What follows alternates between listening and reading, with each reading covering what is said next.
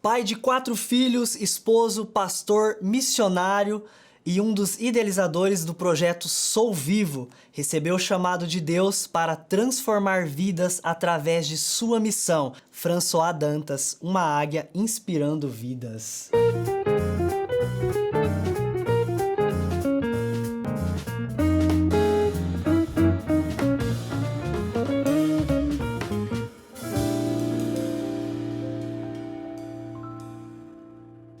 Seja bem-vindo ao Vidas que Inspiram, François. Que honra, né, ter esse aceite desse convite para esse programa que vai inspirar vidas através da sua vida. Que legal, eu que na verdade sinto honrado, né, com o convite de poder estar participando desse novo projeto, que com certeza já deu certo, e estou aqui, nas tuas mãos. Maravilha, vamos conduzir esse momento especial, é a minha gratidão de tê-lo aqui. Realmente, esse programa vai trazer vidas que possam impactar outras vidas. A sua vida já impactou a minha, e eu não tenho dúvidas que vai impactar outras pessoas, como nós já conversamos várias vezes.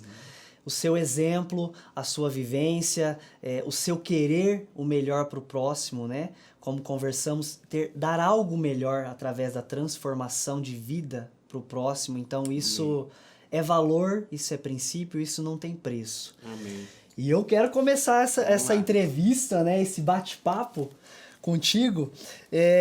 Conta um pouquinho para nós de como foi a sua infância, como que eram os seus exemplos em casa, esse chamado para a missão, esse despertar. Como que foi tudo isso ali? Quando nasceu isso no François? Na verdade, assim, desde pequeno, sempre tive essa ligação, assim, com as coisas relacionadas a Deus, né? Então, eu sou de um lar cristão, né? Os pais cristãos, a gente... Desde pequeno foi para a igreja, né? Quando eu falo a gente, os meus irmãos também, né? A gente sempre teve o contato com essa questão da espiritualidade. E a palavra de Deus sempre nos ensina, na verdade, a gente se doar para as pessoas. Se você for ver o que significa o evangelho é muito mais dado que você receber. Então eu creio que aquilo que nós vivenciamos dentro da igreja, que eu fui aprendendo ao longo da igreja, a experiência do meu pai, da minha mãe, de sempre estar olhando de forma diferente para o próximo, aquilo foi contribuindo, né? Além de... Você fez o curso comigo, perfil comportamental, né? Que o meu estava hiper ligado a pessoas. Então, pessoas, para mim, desde pequeno, sempre foi o mais importante. Desde pequeno, se precisar tirar o tênis para emprestar para um amigo, para mim poder estar descalço, não tem problema nenhum com relação a isso. Então, sempre o conforto do outro é muito mais importante para mim do que o meu conforto. E assim foi. Eu fui crescendo, adolescente já também, sempre tentando ajudar as pessoas, sempre tentando fazer alguma coisa por alguém. E aí passou infância, adolescência, até que entrou numa idade que a gente começou a pensar em alguns projetos, né? Ó, você vê como é que é tanto de pessoas e não olhando para mim, que eu vou fazer uma referência de algo que eu fiz, eu coloco no plural. Não é nem no singular, sim, né? Sim, na verdade, eu tô falando a gente, né? Quem que é o agente? O agente começou comigo. Tanto que para mim, eu não sou importante no meu pensamento, não que não seja importante, mas o mais importante é as pessoas. E assim foi. E a referência lá em casa, pai e mãe, já tinha esse desejo, já fazia isso também pelo próximo? Tinha o exemplo ali dentro de casa? Sim, sim, sempre. Não é cristão, né? Então sempre a gente olhando para o próximo. Meu pai, bastante, mas meu pai sempre teve mais dificuldade assim de se relacionar com pessoas e tal, mas as pessoas que eram muito próximas a ele sempre ajudando, sempre tentando auxiliar. Então o exemplo de casa ajudou bastante, mas eu creio que o mais que foi me levando, me empurrando para estar sempre ajudando as pessoas foi a questão do evangelho mesmo, com certeza. Espetacular. E o sonho de ser missionário, né? Em um bate-papo nosso, você trouxe para mim que tinha um sonho de ser missionário, mas que na sua mente ser missionário era viajar pelo mundo, fazendo obras de caridade, cuidando de gente, cuidando de pessoas e transformando vidas. E o que mudou? Eu sempre tive essa... na verdade, na época que eu tinha 15, 16, 17 anos, A ideia que se existia de missionário era essa. Então a pessoa tinha que sair do seu local, sair da sua cidade para você estar fazendo a obra de Deus em algum lugar. Então você tem que abrir mão de toda uma vida secular para que você possa dedicar o teu tempo integral em um lugar longe, distante, né? E essa concepção que eu tinha com relação a isso. Daí, um dia teve tipo um encontro de missionários na igreja que a gente pertencia, e nesse lugar daí veio um missionário do Rio de Janeiro, que hoje é um grande amigo meu. E ele era missionário no Morro do Borel. Então ele era bem conhecido no mundo evangélico, chama Pedro do Borel, e ele fazia um trabalho bem bonito no Morro do Borel, e era a cidade do Rio, era a cidade dele. Quando ele veio e ele falou tudo aquilo, apresentou os trabalhos que ele realizava, daí começou a cair ficha. Tipo assim, como assim? Ele é um missionário que está fazendo um trabalho na cidade onde ele mora? E por que eu não posso começar a fazer um trabalho na cidade onde eu estou, sem a necessidade de abrir mão de tudo? Daí foi que comecei assim, a entender que eu poderia fazer algo por alguém. Paixão. Daí foi incendiando e as coisas foram acontecendo. Daí o primeiro trabalho assim que apareceu junto com algumas outras pessoas, não sou eu sozinho, mas eu estive bastante à frente junto com alguns amigos que também compraram a ideia. A gente começou a fazer um trabalho com skatista. Tinha 18 para 20 anos, eu acho que uns 20 anos. Daí nós começamos a andar com os meninos, que eram bem mais novos que a gente, andando de skate, maioria já envolvido na época com a maconha, com a bebida, adolescentes, pré-adolescentes. Daí a gente começou a andar de skate com eles e começar a mostrar para eles que tinha uma vida diferente. Então ali foi o início, para que começasse a fazer alguma coisa mais com corpo, né? Já para as pessoas, já com uma identidade para as pessoas. E eu aqui olhando e ouvindo a sua história, né? Só para salientar que mesmo o François missionário, já com aquele despertar de ajudar o próximo, existia também ali dentro o François empreendedor. Como que era ali nessa idade já, de 19, 20 anos, já também estava empreendendo, estudando? Como que era o François empreendedor? Isso nasci do meu pai. Essa parte do empreendedor eu me identifico muito com meu pai. Eu até falo assim, ele já faleceu em outubro do ano passado, mas uma coisa que ele deixou pra gente, então ele teve muita dificuldade, foi um homem muito rico, depois ele perdeu tudo, e na morte ele ainda estava com várias dificuldades de erros que ele cometeu no passado, mas uma coisa que ele deixou pra gente, não deixou dinheiro, não deixou propriedade, mas ele deixou pra gente um ensinamento de uma vida, que isso não tem nada que possa roubar da gente. Então isso aí a gente leva muito forte, meus irmãos, né, com relação ao aprendizado ao meu pai. E meu pai sempre falava para mim, sempre, desde pequenininho eu lembro, ele contando pra gente a história de quando ele não tinha nada e quanto que ele trabalhou já bem novinho, podendo guardar o seu dinheirinho, enquanto os amigos estavam fazendo alguma coisa, desfrutando daquilo que tinha, ele estava lá economizando para que ele pudesse ter alguma coisa, porque ele sonhava ter algo grande. Quando eu comecei a trabalhar, eu ainda estava para entrar na faculdade, nem tinha entrado na faculdade. Na verdade, eu comecei a trabalhar com 11 anos, mas quando eu trabalhei tempo integral, estava para entrar na faculdade, eu tinha essa ideia que eu tinha que conquistar como meu pai. Então, apesar de meu pai, na época, ter muito dinheiro, muito recurso, eu abri mão de tudo. Eu falei, pai, eu não quero nada. Tudo que eu for adquirir, eu vou trabalhar com o meu esforço. Já tinha essa visão de querer por si só, com as próprias pernas. E empreender, né? Então, a segunda loja de informática que teve aqui na cidade era a minha. Uau. Que começou bem pequenininha, né? Só tinha uma portinha ali, mas a gente comecei a trabalhar com uma equipe e tal, e foi crescendo. Então, não muito assim na parte de empresa, na parte mais corporativa, eu não penso muito, eu tenho uma condição boa, eu faço para dar uma condição boa para minha família, mas não é naquilo que me deslumbra, né? Na verdade, o empreendedor, ele está muito mais nessa questão das obras sociais. Daí eu sonho, daí tiro o sono, daí eu fico pensando, acordo no outro dia, deixo todo mundo doido, porque já vem uma ideia, vamos pôr para executar, vamos fazer isso, vamos fazer aquilo que vai dar certo. É muito mais nessa área de atender o próximo do que servir a mim mesmo. François, mesmo tendo esse chamado para a missão, para a obra de Deus, que para mim é algo fantástico, é uma inspiração realmente, tem o seu lado empreendedor e teve parcerias também. E um nome muito forte, o que é o Marcos Naban na vida do François? Nossa, o Marcos é um irmão, um amigo, é tudo que você... É um pai também, teve alguns momentos que ele teve o papel de pai também. Hoje, assim, são 20 anos, né, trabalhando com ele, junto com ele, aprendendo com ele. Eu posso dizer, assim, que eu ter um relacionamento com Deus mudou minha vida. Aí a transformação continuou acontecendo quando eu fui trabalhar com o Marcos.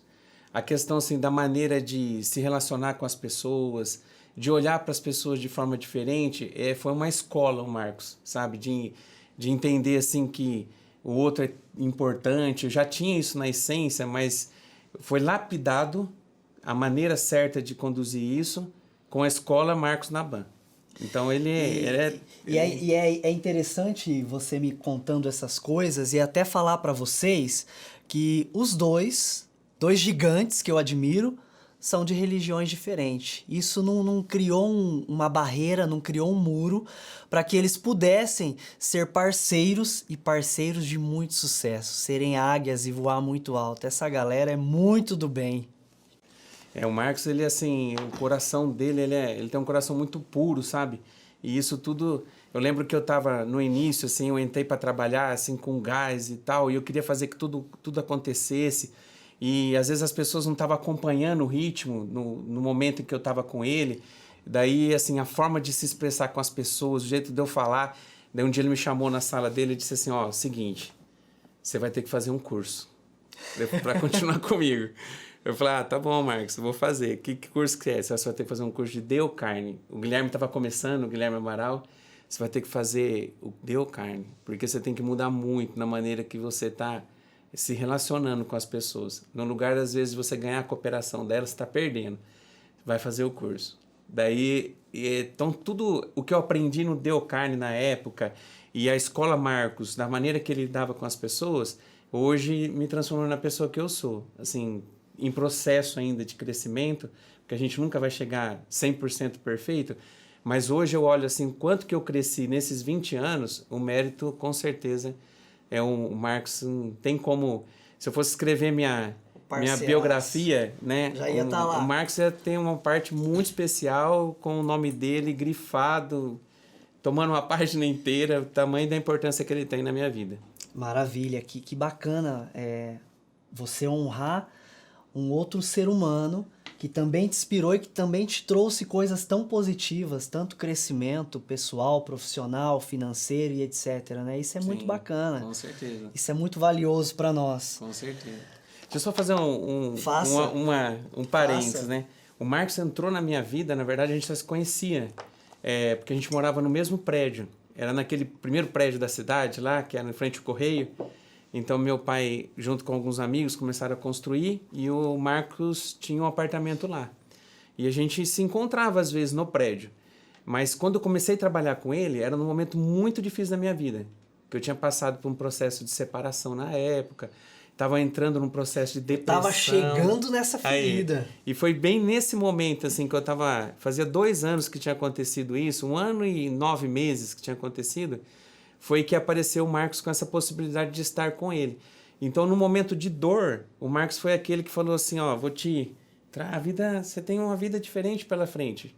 Vamos caminhar, vamos levantar a cabeça. Então, honrar ele pela oportunidade do trabalho que ele me deu, ele comprou uma empresa minha na época, me deu força para que eu pudesse superar esse momento de depressão. E mesmo com esse apoio ali inicial, conta para as pessoas que vão nos assistir essa questão de você ter ficado paralisado por quase 10 anos, né?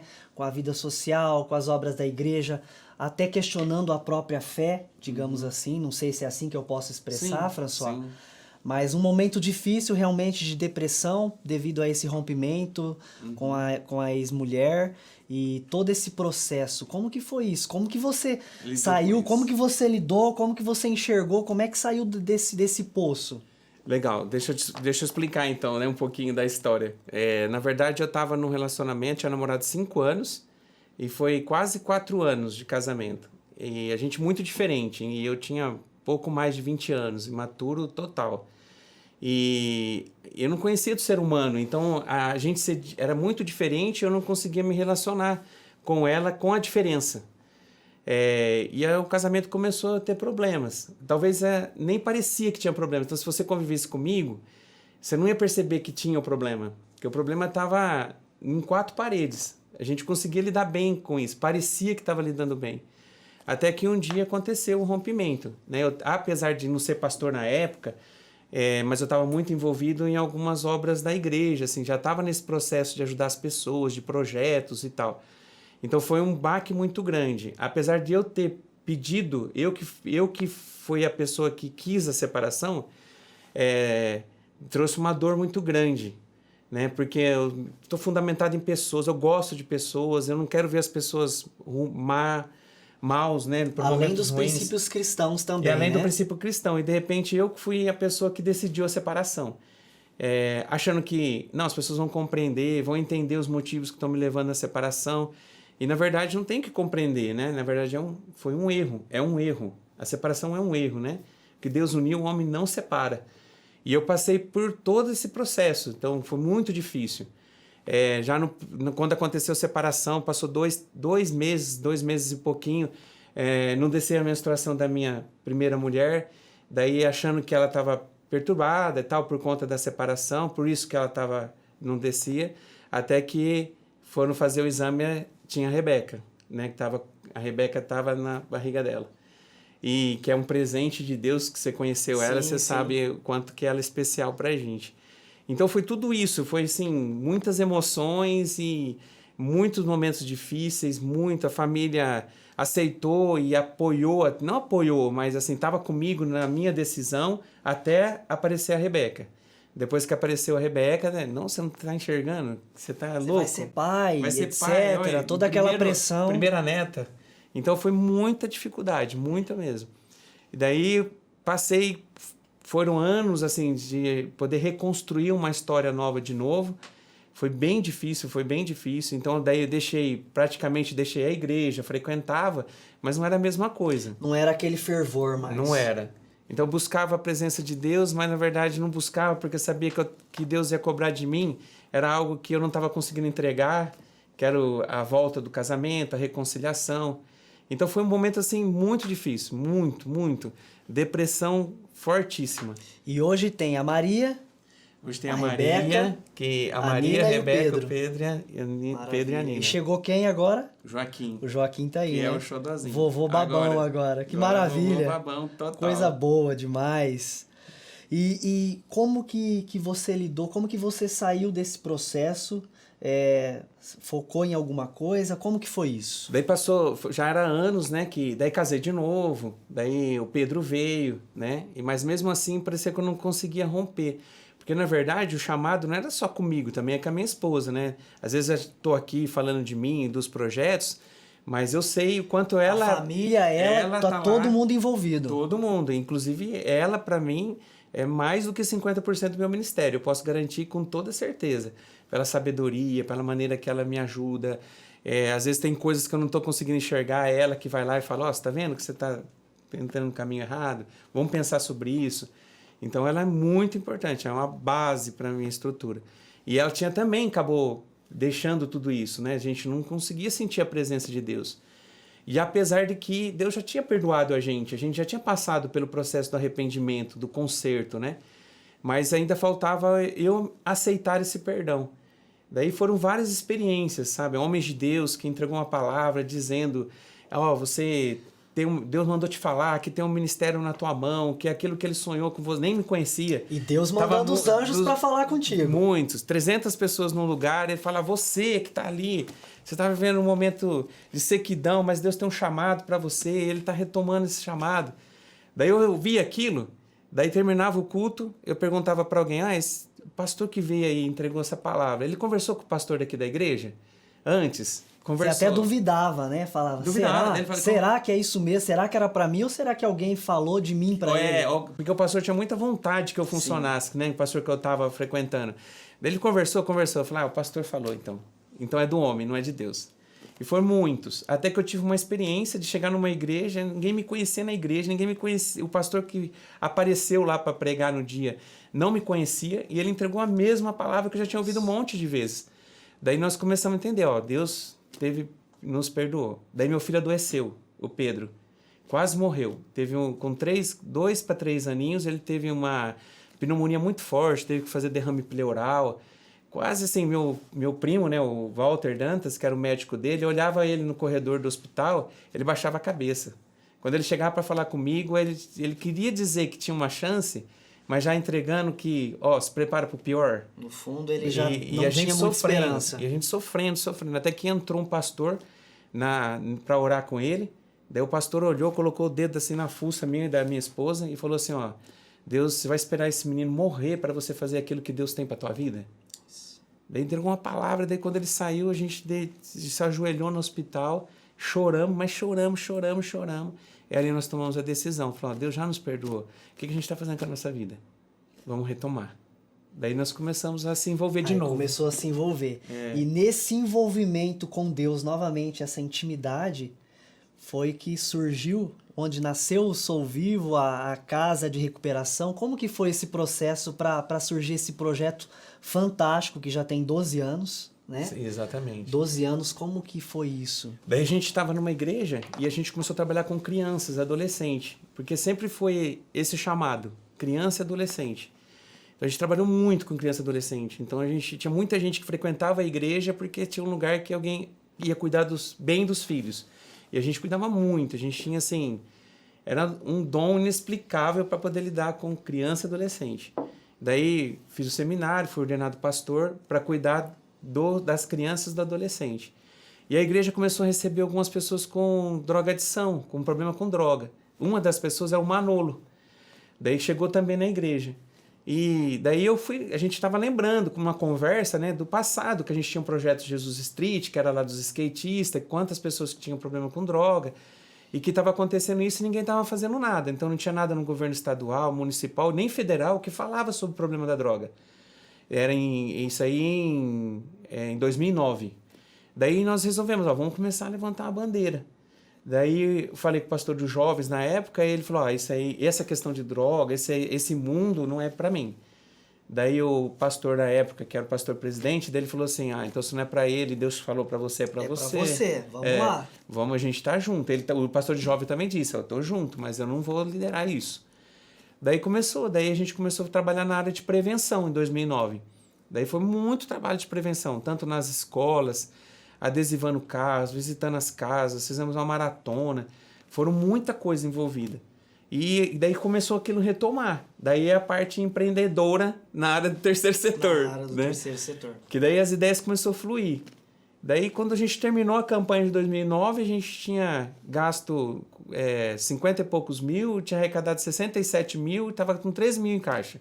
E tinha começado e não tinha um centavo. Daí, o que nós vamos fazer com esse dinheiro? Vamos reformar a cozinha da igreja e vamos começar a entregar comida para morador de rua. Daí reformamos toda a cozinha e começamos a fazer isso. Então, todos os dias a gente estava ali em frente ao Provopar entregando uma marmita. Daí nós entregávamos uma marmita, cantávamos um louvor e entregávamos uma palavra para eles. Daí na palavra a gente falava, Jesus pode mudar a sua vida. Né? Você pode ter uma vida transformada. Como, né? Como? Daí eles falavam assim, agora? Legal, mas o que você pode fazer por mim agora? Nada, irmão, vou só orar por você, dar um abraço. Daí a gente ia para casa e começamos a repensar, sabe? Será que só isso é o suficiente? Será que eu só falar isso por irmão que está passando por uma necessidade nessa drogadição, falar que tem chance, mas eu não consegui estender meu braço para ir além? Daí nós começamos a pensar, o que a gente pode fazer? Vamos levar para comunidades terapêuticas na época? Daí mandamos para o Cearev, mandamos para outras cidades aqui na região. Daí não tinha vagas, ou algumas tinham que ser vagas compradas, a gente não tinha recurso. Vamos fazer a nossa. Daí começou o sonho da casa de recuperação. Daí foram muitos milagres nessa casa de recuperação. Muitos milagres, nós falamos um pouquinho de milagre, né? Foram muitos milagres para acontecer o Sou Vivo, que hoje é uma referência. E que não tinha nada, né? O recurso, né? Até assim, eu falo bastante, até no mundo cristão, né? Independente da religião da pessoa, que é assim, até eu queria deixar aqui até como aprendizado pra gente, porque é a minha experiência de vida. Às vezes a gente quer fazer alguma coisa pro próximo, a gente quer olhar primeiro para a carteira, para ver o que você tem na carteira é o suficiente para atender o próximo. E, na verdade, é um caminho errado. Na verdade, você tem que começar a ajudar o próximo. O que você precisar de recurso para ajudar ele, Deus vai mandar. Deus vai prover. E a gente é prova disso, sabe? Porque, assim, a gente não tinha um centavo. E Deus foi colocando, assim, a provisão para que hoje a gente chegasse onde nós estamos hoje. Tem uma fala sua que me chama a atenção, tempo de milagre, eu ia desistir.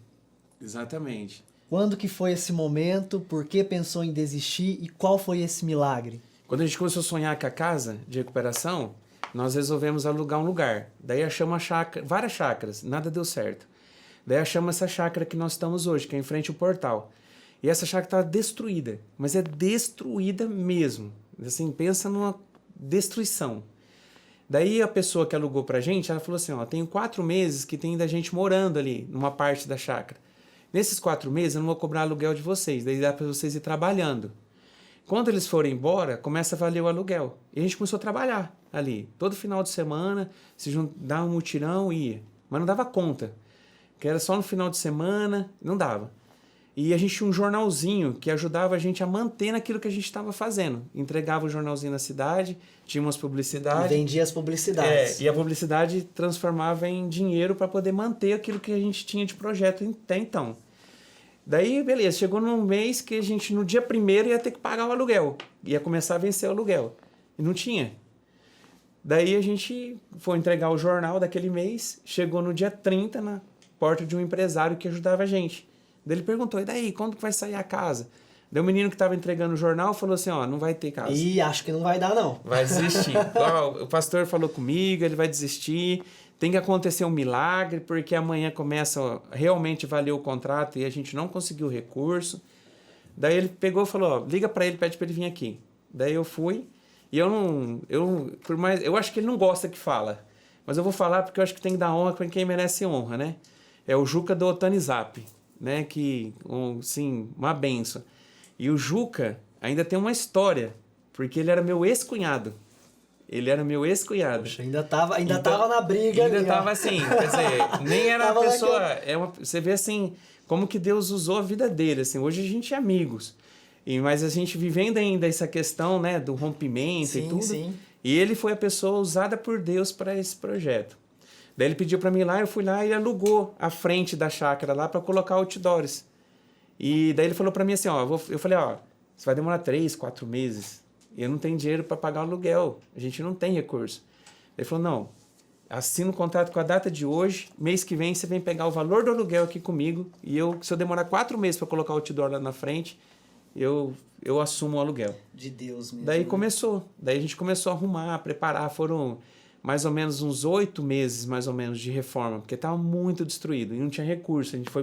Deus foi abrindo as portas para a gente poder realmente abrir e começar a funcionar. François, por que investir no ser humano que está à margem da sociedade? Por que essa fagulha, esse desejo? Por quê? Eu não tenho essa resposta. Eu sei que assim, eu amo o ser humano e eu lembro que você perguntou uma coisa para mim que você falou assim, e que você falou agora há pouco também. O que você tinha perguntado para mim, o que eu mais admiro no ser humano? Eu falei assim, a possibilidade dele se reinventar, dele poder sair de uma condição e estar em outra condição de uma forma muito rápida. E tem a resposta, e fala que não tem a resposta, tá aí, tá queimando a resposta. Então, é isso aí. Então, assim, nas casas de recuperação que eu conheço, que eu acompanho, que eu estou sempre ligado, sempre existe um histórico. Então, a pessoa, muitas vezes, que está à frente da casa, ele foi uma pessoa que passou pela dependência e ele conseguiu se livrar e ardeu no coração dele ajudar pessoas que ele passou por a mesma experiência. No nosso caso, ali do Sou Vivo, no meu caso, ele já é diferente, porque, na verdade, eu não passei por isso. Então, você falar para mim de uma experiência de droga, eu não tenho essa experiência de droga. Eu tenho a experiência de ver um ser humano que estava largado ali, está à mercê da sociedade, e que se ele tomar uma decisão na vida dele com ajuda, ele consegue se levantar. Uau! É isso. Daí, e assim tem sido. Consegue ajudar todo mundo? Não. Todo mundo que passar por lá vai sair recuperado? Infelizmente, não. Mas aquele que conseguir, uma pessoa que a gente conseguir resgatar... Uma das frases, François, do nosso programa é essa, né? Se eu ajudar uma pessoa a ter esperança na vida, Já está feita a sua Já é o missão. suficiente. Luther Exatamente. King disse isso. Exatamente. Fantástico, fantástico. Para mim, basta. E assim, Tem a ó, resposta. quando eu vou falar para os meninos da casa de operação, eu vou contar assim, quantas pessoas que hoje a gente não consegue mais contar, mas no início, que a gente contava quem tá de pé, quem terminou e tal, quando eu ia contar, se tinha 10 internos, eu falava, ó, saiu daqui 100, tem 20 que tá de pé, mais 10 que tá aqui. Então temos 30. Ah, mas a gente está em tratamento ainda. Você está de pé desde o dia que você entrou para aquela porta.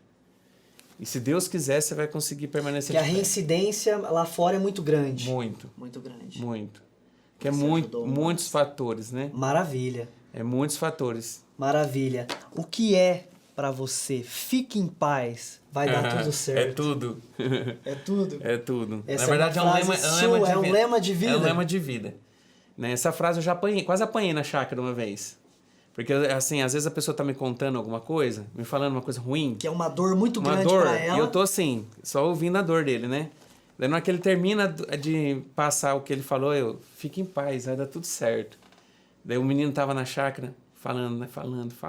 Ele tá de pé até hoje, família reconstruída, um homem de Deus. E ele falando. Na hora que ele terminou, eu falei, rapaz, fique em paz, vai dar tudo certo. Aí ele... Tudo certo o quê? Você tá louco? Já veio por cima de mim. A minha vida tá de ponta cabeça e você quer que eu fique em paz? Você tá falando isso aí? Mas é uma verdade, né? Independente do momento que a gente se encontra, se a gente não tem uma visão positiva daquilo que a gente pode viver no futuro, como é que a gente vai sobreviver? No momento de Covid que a gente está vivendo agora, se eu ficar só no foco no Covid, no momento que eu tô, como é que eu vou conseguir superar ele? Então eu olho no Covid, fico em paz, vai dar tudo certo, porque eu tenho uma visão do futuro que isso aqui é só um tempo, vai passar.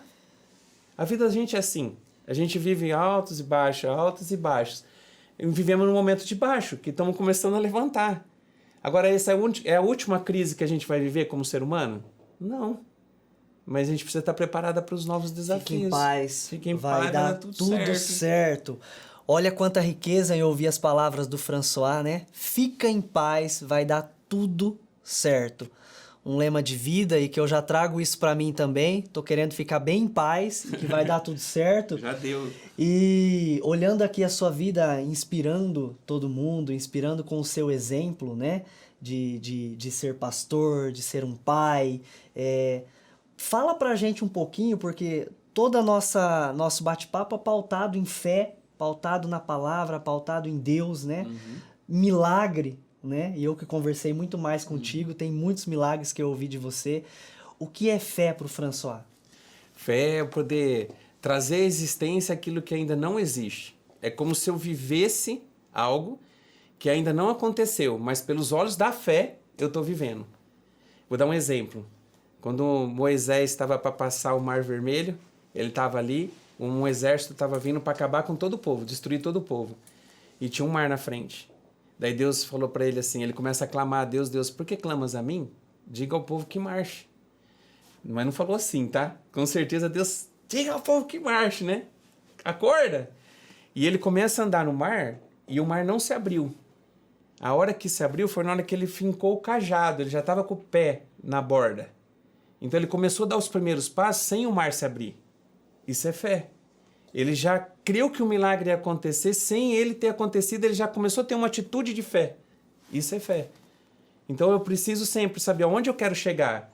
Beleza, eu quero chegar lá, eu tenho fé que vai acontecer, então eu vou começar a dar os primeiros passos para viver aquilo, mesmo que tudo que eu estou vivendo é o contrário. Para a gente finalizar esse bate-papo, eu quero ouvir de você uma dica ou um conselho, né? Já que você é um pastor que está à frente das pessoas de uma igreja, né? Está liderando, está à frente de alguns projetos na missão, o que você diria para aquelas pessoas que sentem aquela fagulhinha, mesmo que pequena lá no coração, pequenina, o que você diria para elas transformar a vida de outras pessoas? O que você daria de dica? O que você diria para que elas pudessem começar a fazer algo pela humanidade, pelo ser humano? Primeira coisa, Deus nunca fica devendo nada para ninguém, né? Se você fazer alguma coisa, talvez a recompensa que você vai ter não é financeira. Quando você pensa em ajudar o próximo, nunca é financeira. Nunca ninguém vai conseguir retribuir você quando você faz pelo coração na mesma altura que você está entregando. Mas por mais que você não tenha essa recompensa aqui, a recompensa que você vai ter em Deus, ela é infinitamente maior do teu esforço aqui. Agora, o que vale a pena a vida? Se fosse só para que eu pudesse ter riqueza, trazendo só para mim poder ter conquistas, mas eu mesmo compartilhar, que prazer que eu teria nisso? Se eu estou trabalhando, se eu estou lutando, e eu chegar lá no final sozinho para levantar meu troféu, que prazer que eu tenho de celebrar uma vitória sozinho? Né? A gente tem essa necessidade, o ser humano, de carregar as pessoas, de estender o braço, né? De colocar em prática aquilo que o Evangelho fala sobre o perdão, porque pessoas nos decepcionam. Eu venho aqui de 10 anos de trabalho de comunidade terapêutica, tem muitas pessoas que até hoje, todo ano me ligam no dia que ele faz aniversário, do dia que ele entrou na casa de recuperação, agradecendo pelo trabalho. Que é o renascimento, né? Pelo renascimento. Agora tem muita gente que eu sei que está bem, mas talvez nunca saiu dali e nunca tive contato. E teve alguns que tiveram suas vidas transformadas, saíram de lá e talvez saíram falando mal das coisas que acontecem lá. Porque a gente erra, né? Não é perfeito. Claro. A gente busca ser o melhor, mas o erro faz parte do ser humano. Agora, isso não pode ser o que me dá força para que eu possa continuar ajudando pessoas. Porque tem muita gente que talvez está assistindo a gente, que já tentou ajudar alguém, mas se decepcionou. Fica tranquilo, Deus vai pagar você. Fique em paz. Vai dar tudo certo. Vai dar tudo certo. E para a gente finalizar, hoje, olhando a sua história e você olhando aí para você mesmo, para o François, aquele François que teve várias situações difíceis, que viveu momentos de depressão e hoje é um comunicador da palavra, hoje é um ser de luz na vida das pessoas, hoje está aqui inspirando vidas através da sua vida. Como que é ver esse François que lá atrás teve todo esse processo doloroso e ver esse cara fantástico que eu tô vendo aqui? Como que é isso? É aquilo que a gente estava falando no início, do ser humano, né? A possibilidade de se reinventar. Eu vejo isso na minha vida. Na sua vida mesmo. Porque eu poderia, assim, diante da depressão, da tristeza, do erro, né? E quando eu falo erro do casamento, às vezes pode pensar assim, ele está frustrado no casamento agora. Pelo contrário, quem está perto de mim sabe o quanto que minha esposa é importante para mim e quanto a gente tem realmente um relacionamento de amor. Mas as mesmas dificuldades que eu tive no primeiro casamento, eu enfrentei também no segundo. Na verdade, o problema não estava no casamento, estava em mim, que precisava ser transformado. Né? Então, eu vejo assim, esse momento de depressão, toda essa loucura que eu vivi, eu poderia ter encerrado o capítulo da minha vida, o livro da minha vida naquele momento. E eu pensei nisso. A gente está entrando, é um mês especial para a gente que a gente está vivendo, que é sobre o suicídio e tal, né? E eu pensei várias vezes em tirar minha vida.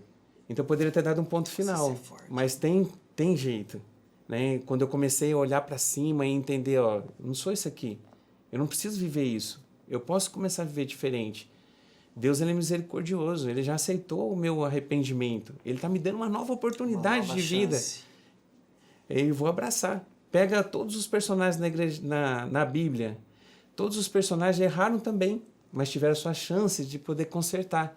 Porque o Deus que nós servimos é um Deus de misericórdia. Ele dá chance da gente consertar o que nós erramos ontem, ele dá uma chance na manhã para a gente fazer diferente.